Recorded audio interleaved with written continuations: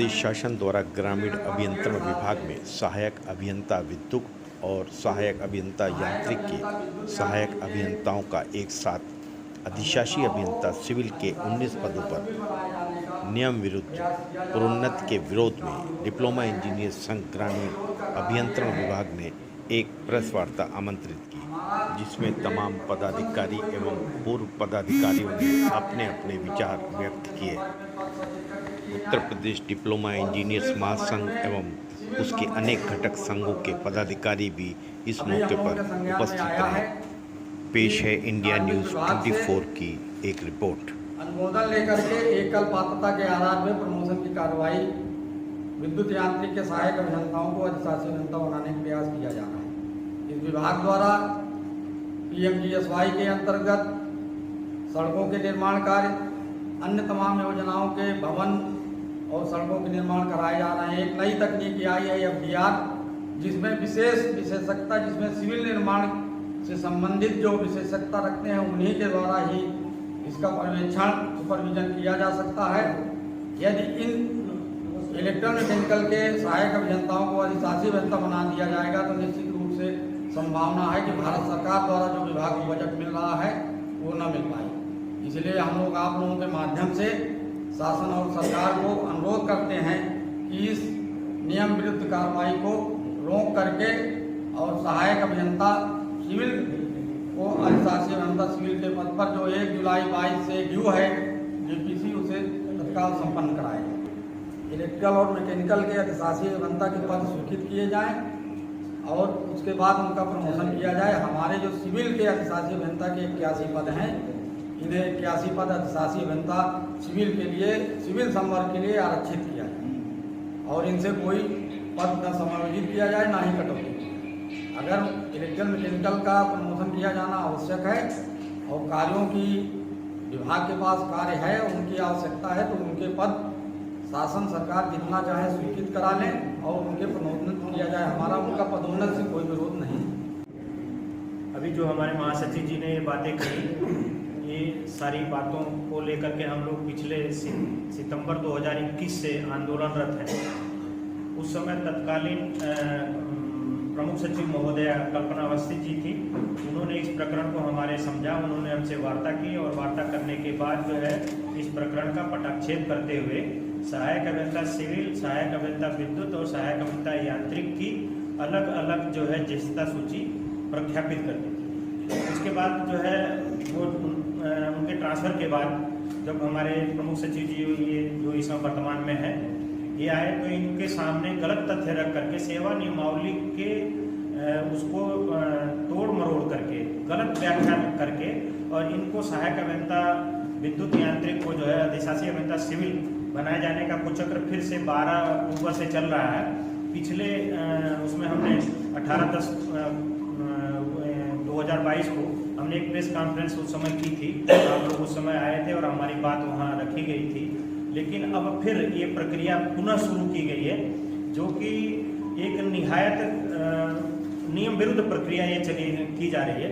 अगर इसका इन लोगों का अधिशासी अभियंता सिविल बना दिया जाता है तो FDR जैसी जो महत्वपूर्ण तकनीकी से जो है जो रोडें बनने जा रही हैं, इसमें 5400 किलोमीटर जो है हमारे विभाग द्वारा जो है सड़कें बनाई जानी है, जिससे इसमें हम लोग इस नई तकनीक से सड़क बनाने जा रहे हैं। सरकार का, देश का जो हमने उत्तर प्रदेश सरकार का और भारत सरकार का 1100 करोड़ रुपए का जो है इसमें हमने इस तकनीक से फायदा पहुंचाया है।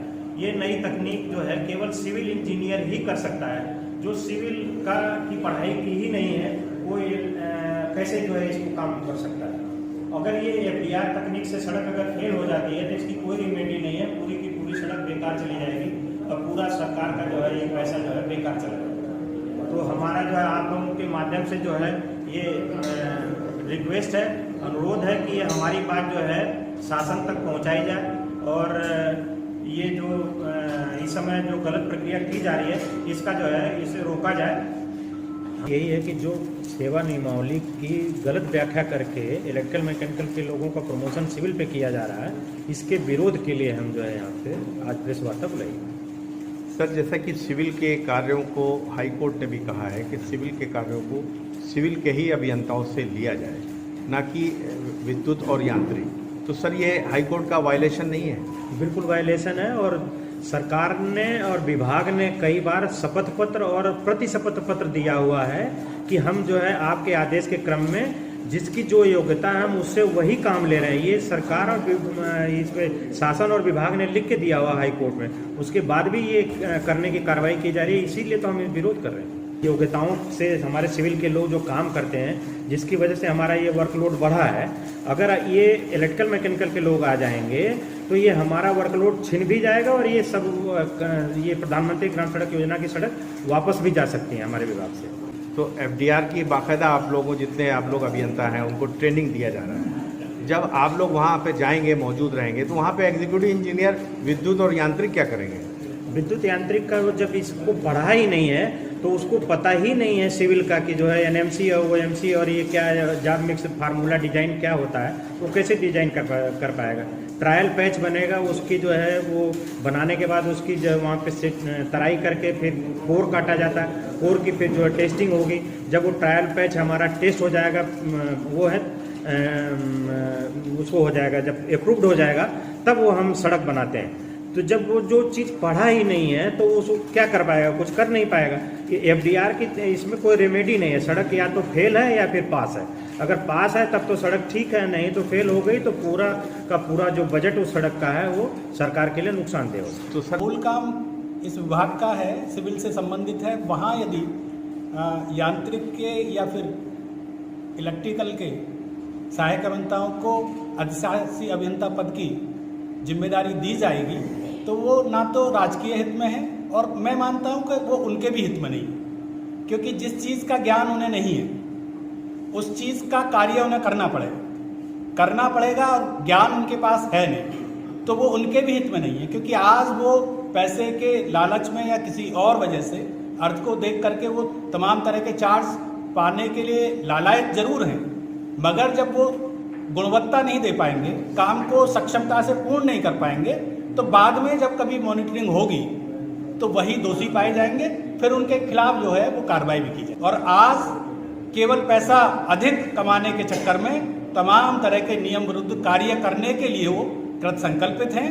तमाम तरह के दबाव शासन पर या सरकार पर वो डलवा रहे हैं, जो कि बहुत ही गलत है। इस चीज़ का हम घोर विरोध करते हैं और मैं ऐसा चाहूँगा, यहाँ जितने भी मंच पर बैठे लोग हैं, कि यदि आवश्यकता हो तो महासंघ के स्तर पर ये जो नियम विरुद्ध कार्य हो रहे हैं इसका पुरजोर विरोध किया जाए। और हमारे जो प्रमुख सचिव महोदय हैं, माननीय हमारे मंत्री जी विभाग के, उन्हें इन गलत कार्यों को दुरुस्त कराना चाहिए। इन गलत कार्यों के विरुद्ध उन्हें एक्शन लेना चाहिए। मैं शिवशंकर दुबे इस संघ का पूर्व महासचिव रहा हूँ। 24 पद में आप 19 को प्रमोशन देना चाहते हैं। अब आप बताइए कि आप एक तरफ सिविल के लोगों को तो एक 3.5 पर एक प्रमोशन देते हैं, ये इसमें से 24 में से 19 को प्रमोशन दे रहे हैं। क्या ये आपको लगता है कि ये ठीक है? किसी को भी नहीं लगेगा ठीक है, लगेगा कि कहीं कुछ गड़बड़ है। गुरुजी वर्तमान में 19 ही है। आज वो 5 होते तो भी दे देते। अब हम करें 24 भी मान लिया जाए, हम करें 19 हैं तो और गलत है कि आप सभी को उनको प्रमोशन दे रहे हैं, बाकी लोगों को छोड़ दे रहे हैं, ये तो और भी गलत है। कहने का मतलब यदि क्या इसको क्या कहेंगे आप कि अंधा बांटे दे भी अपने अपने के दे, क्या यही कहेंगे या और क्या इसको आप इसको क्या नाम देंगे? तो ये तो जबकि सर हाई कोर्ट का डायरेक्शन है कि सिविल का काम जो है वो इलेक्ट्रिकल और मैकेनिकल से ना लिया जाए, बिल्कुल उसका वायलेशन है सर। देखिए एक बात ना, ये तो एक सामान्य सी बात है। आप किसी पढ़े लिखे आदमी से पूछेंगे कि क्या आप घोड़ा डॉक्टर को आदमी का डॉक्टर बनाओगे क्या पगला गए हो क्या? तो आप यहाँ इतने बड़े बड़े लोग शासन में बैठे हैं, बुद्धिमान लोग, क्या उनके बारे में ये समझ में नहीं आती है कि आप इलेक्ट्रिकल मैकेनिकल लोगों को सिविल का कैसे बना रहे हो भाई? ये कहाँ का नियम है, कैसे समझ में नहीं आता है? सामान्य आदमी को समझ में आता है, बड़े बड़े विद्वान लोगों को समझ में नहीं आता है। चेयरमैन संघर्ष समिति, हम ये कहना चाह रहे हैं कि शासन प्रशासन उसका संज्ञान ले, उच्च स्तर पे ये बातें पहुंच जाए, संघर्ष की नौबत ना आए, मामला ही हल हो जाए, ये अच्छी चीज़ है। संघर्ष का दायित्व किस पर एक अनैतिक कामों का, अनैतिक प्रयासों का जाल हमारे ऊपर फेंक रहे हैं और एक हम हैं कि उस जाल को काटने की कोशिश कर रहे हैं। मेरा अनुरोध है सरकार से कि इस पे पुनर्विचार करें। अगर ऐसी कोई प्रक्रिया करने जा रहे हैं तो इसको तत्काल रोक दें। प्रमोशन का अधिकार सभी को है, तो निश्चित रूप से उनको पद सृजित करके, जैसा कि इन लोगों ने बताया है कि पद देने को तैयार भी हैं, तो अधिशासी अभियंता विद्युत यांत्रिक के पद सृजित करके सहायक अभियंता विद्युत यांत्रिक को अधिशासी अभियंता के पद पे प्रमोट किया जाए। जो सिविल के लोग हैं उन्हीं को अधिशासी अभियंता सिविल बनाया जाए, यही हमारा कहना है। जब पद बढ़े ये केवल सिविल के हैं, उनके लिए कोई भी शासी अभियंता का पद नहीं है। अब ये बैठे हुए विद्युत यांत्रिक के, वो बैठे हुए वहाँ के पिलौडी के, इन दोनों विभाग देखिए एक विभाग बना है विद्युत यांत्रिक। अब पिलौडी ऐसा विभाग है जिसमें दोनों है, इलेक्ट्रिकल मैकेनिकल के भी लोग हैं, सिविल के लोग हैं। वहाँ भी पृथक पृथक सीनियरिटी है, पृथक पृथक प्रमोशन होते हैं। हमारे यहाँ भी पृथक पृथक सीनियरिटी है। ये लोग क्या कर रहे हैं, उस सीनियरिटी को एक करके पीछे के डेट से ले जाकर के उसका शासी अभियंता बना। आज 19 लोग इलेक्ट्रिकल और मैकेनिकल दोनों को मिला करके 19 सहायक अभियंता कार्यरत हैं। उन 19 के 19 को अधिशासी अभियंता बनाए जाने की कवायद चल रही है और लगभग वो अपने लक्ष्य की तरफ जा रहे हैं, क्योंकि 2 बार फाइलें कार्मिक में जा चुकी, कार्मिक से वापस आ चुकी, क्या स्वीकृत लिया क्या नहीं लिया, कभी 3 पद, कभी 2 पद, कभी 5 पद, और ये जो भी पद लिए जा रहे हैं ये सिविल संवर्ग के पद है। हमारी आपत्ति ये है, इलेक्ट्रिकल मैकेनिकल वाले भी इस विभाग में आए हैं, हमारे भाई हैं, उनका प्रमोशन ड्यू होता है, उनका प्रमोशन किया जाना चाहिए, लेकिन ये शासन की मंशा यहाँ साफ नहीं है और हम दोनों संवर्ग के लोगों को एक दूसरे से लड़ाया जा रहा है। इसका लाभ किसको मिल रहा है ये मैं नहीं कह सकता। मैं पीके मिश्रा हूँ, रिटायर्ड एग्जीक्यूटिव इंजीनियर हूँ इस विभाग से, और मैं इस संगठन का संरक्षक हूँ।